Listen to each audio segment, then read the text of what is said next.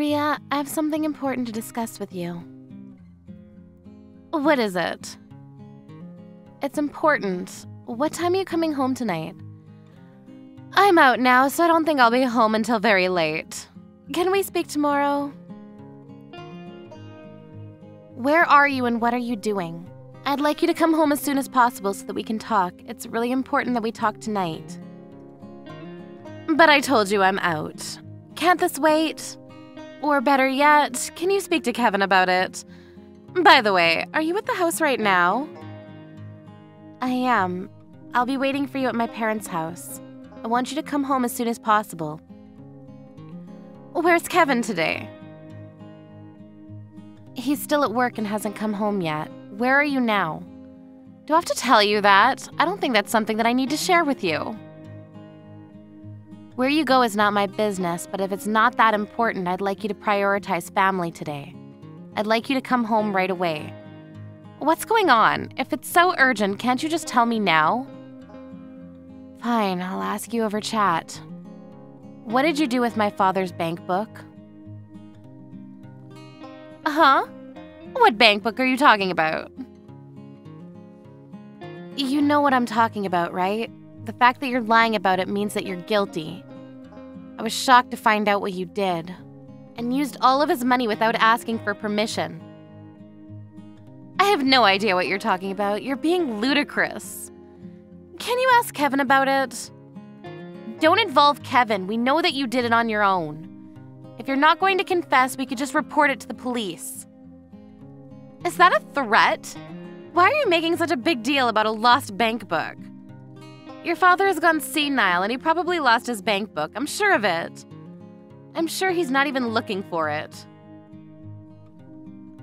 My father is not senile and he also suspects that you took his bank book from him. You don't know that he's senile because you don't live with him. He's very forgetful these days. The issue is not whether my father is forgetful or not. We found the missing bank book in your room. What? Well, if you found it, what's the problem? The room also belongs to Kevin. I'm not the only one that uses that room. How could you go into our room without permission? That's an invasion of privacy. You're the one committing a crime here, not me. You don't seem to get it. My father called me to say that his bank book was missing, and then I spoke to Kevin about it. So you already spoke to Kevin then? If you already got in touch with him, why get in touch with me too? Kevin gave me permission to go into your room. Well, I certainly didn't give you permission to go through my stuff. And I found the missing bank book in one of the drawers. You took the bank book that had the most money in it. And I saw that you had taken all the money out. What did you do with the money? Why are you asking me? I don't know. I'm sure that your father used the money for something and forgot about it. Either way, this has nothing to do with me.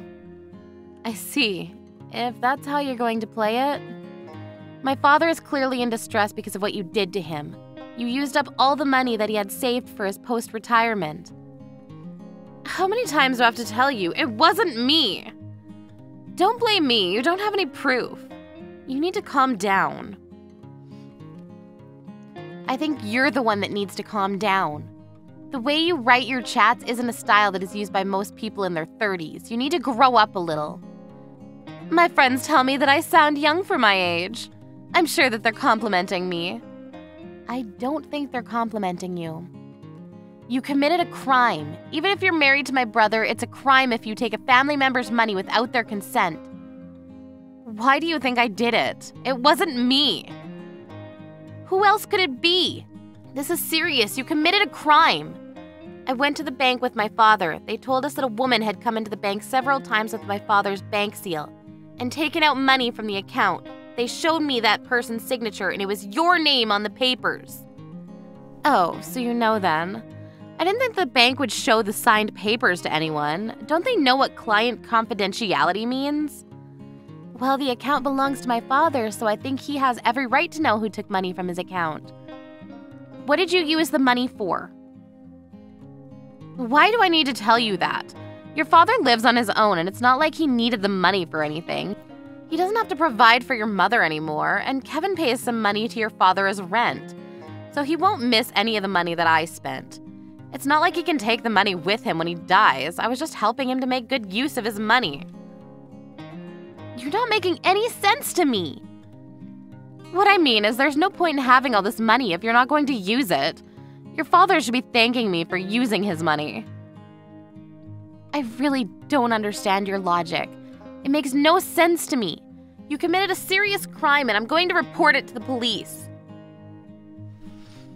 But this is a family matter. Why do you need to bring the police into this? I live under the same roof as your father, so his things are mine and my things are his. It's okay to share because we're family. The police won't take this seriously. Considering the amount that you stole, this is a big deal. I think that it makes sense to involve the police because my father never agreed to give you his money. I've already spoken to Kevin about this.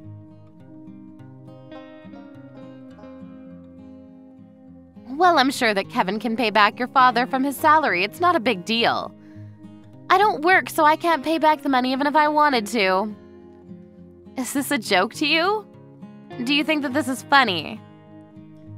Like I said earlier, I only spent the money because your father had no use for it. I did him a favor. I'm sure that if your father understands where I'm coming from, he'd want to thank me. So you have no remorse for what you did. You stole money and you have the nerve to say that you did something good? You're unbelievable, you know that? You're not listening to me. I've been listening, but you're not making any sense. And my father tells me that you're always out and never at the house. If you don't work, what do you do all day? That's not something that I need to share with you. You don't help with the chores at all, so my father's been taking care of the house on his own. You don't even cook for my father or Kevin. They eat takeout every night. Do you even care about their health? Do I have to prepare the meals by myself? I buy their dinner and leave it on the table so they can eat it when they like. What's the problem here?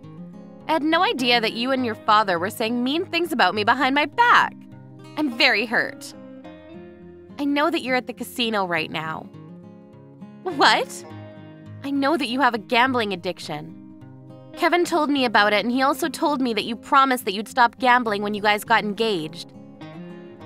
Kevin believes that you've been keeping your promise to him, but if he knew that you were at the casino right now, what would he think of you? What casino are you at? Fine, I won't deny it. I'm at the casino. I didn't win any money today, so I'm taking a break and chatting with you. You're delusional. Kevin is also crazy for falling in love with you. You were his first serious girlfriend, so he didn't know any better. Kevin loves me for who I am. Kevin has agreed to take this matter to the police. I'm sure that Kevin will talk to you after he gets off work, but he wants to divorce you. So you should be prepared for that. Huh? A divorce? Kevin would never leave me. He loves me too much. I don't think that Kevin feels the same way. What? Kevin did love you very much, but when he found out that you stole his father's money, he was shocked to see the least. And if he finds out that you're still gambling, basically he married a liar. So you used our father's hard-earned money on gambling. It's unforgivable. Look, I haven't spoken to Kevin yet, and you're putting words in his mouth. I'm going to clear the air with Kevin when I see him later. You can say what you want, but I won't believe a word that comes out of your mouth. Right back at you. Yeah, whatever. You can make up all the excuses that you want, but I won't believe a word that you say to me. The only thing I ask is that you return the money that you stole and that you move out of the house. I never want to see your face again. I live there. You can't kick me out of my own house. We can't let you back into the house. You might steal something. I'm going to stay with my father and Kevin tonight, so if you want to try to come home, I won't let you in. Why don't you sleep outside, you ungrateful bitch?